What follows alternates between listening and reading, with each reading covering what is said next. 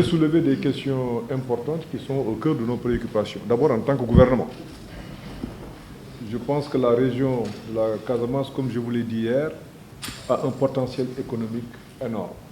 Il y avait néanmoins deux contraintes, en tout cas deux contraintes majeures. Toutes nos régions, nous sommes un pays en voie de développement, toutes nos régions ont des contraintes, mais en Casamance particulièrement, on avait deux contraintes majeures. La première contrainte était liée à la question sécuritaire, sur laquelle des progrès énormes ont été faits.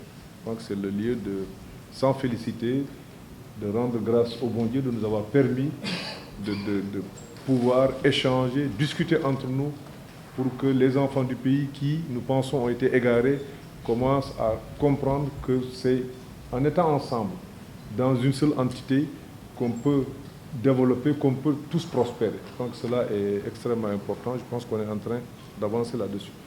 La seconde contrainte que nous avions au niveau de la Casamance était liée à l'enclavement. Il y avait quand même une discontinuité territoriale entre le reste du pays et la Casamance. Cela, c'est l'histoire et la géographie qui nous l'ont... Même pas la géographie, c'est l'histoire qui nous l'a imposé et nous sommes un pays respectueux de nos différentes conventions. Je pense qu'il y a un pays qui, entre la Casamance et le reste du Sénégal, la Gambie, qui est un pays ami, qui est un pays frère, et la discontinuité était un obstacle par rapport un peu à la Casamance. Dieu merci. Je pense que des progrès énormes ont été faits. Vous l'avez dit tout à l'heure, avec le pont de la Sénégambie, avec le transport maritime, avec le transport aérien. Je le disais hier, la Casamance est la seule région du Sénégal qui a 2 aéroports aujourd'hui. 2 aéroports. L'une est déjà aéroport international, Cap Skirring. L'autre va le devenir dans les prochaines semaines, en tout cas dans les prochains mois. Les travaux sont en cours de finition. C'est dire que l'État est soucieux, l'État est préoccupé du devenir de la Casamance. Et c'est de son intérêt. Parce que la Casamance, comme je vous l'ai dit hier, a un potentiel énorme. Énorme. Je pense que si le défi de la paix est relevé, si le défi de l'enclavement ou du désenclavement est réglé, je pense de développer. Il est très facile de faire de la Casamance le moteur, une locomotive pour le reste du pays. Ça, vous avez des dotations naturelles qui permettent à la Casamance de jouer ce rôle. C'est pourquoi j'ai été très sensible. Vous avez posé des questions sur lesquelles vous avez mis en place hier un cadre, je pense, public-privé, avec le ministre de l'économie. Et je disais tout de suite au gouverneur, il ne faut pas que ça soit une réunion de plus.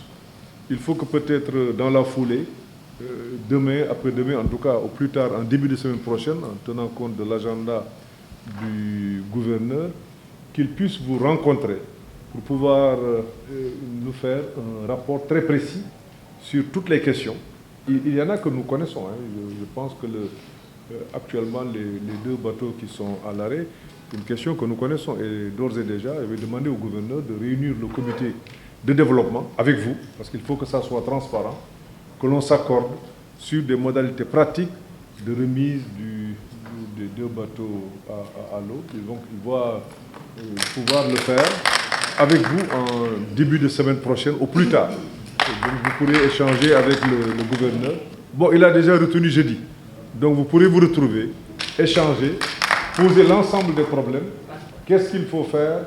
Qu'est-ce qui manque? Parce qu'il y a des choses qui manquent. Je pense qu'il faut aussi qu'on l'avoue. Il y a des choses qui manquent, il y a des choses qui méritent d'être réglées.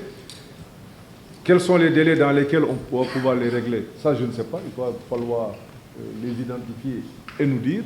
Mais l'engagement que je peux prendre au nom du gouvernement, au nom du président de la République, c'est que tous les moyens seront dégagés pour permettre à ces 2 bateaux de pouvoir tout de suite renouer avec la mer.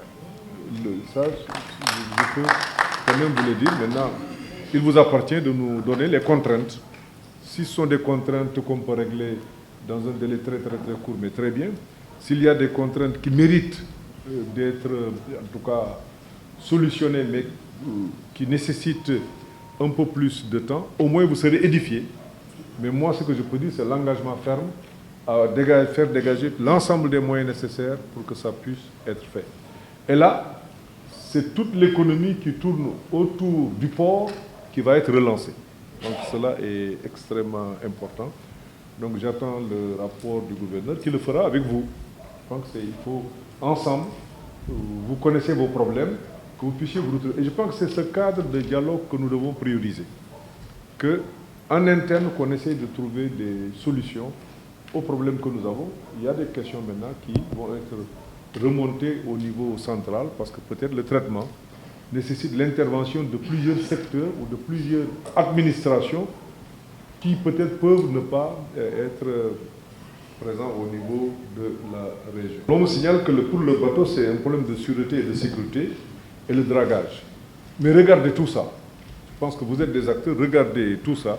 Dites-nous exactement ce qu'il faut faire. Il faut régler tel problème. 2, 3, 4. Après, ça va coûter tant. Et telle personne va le faire. Et à partir de ce moment, on peut donner les orientations nécessaires. Le développement du fret, globalement, je pense qu'il faut qu'on adresse maintenant la question économique. Donc cela est extrêmement important. Après avoir, disons, gagné, relevé le défi de la paix, sécurité, je pense que des avancées, je crois, irréversibles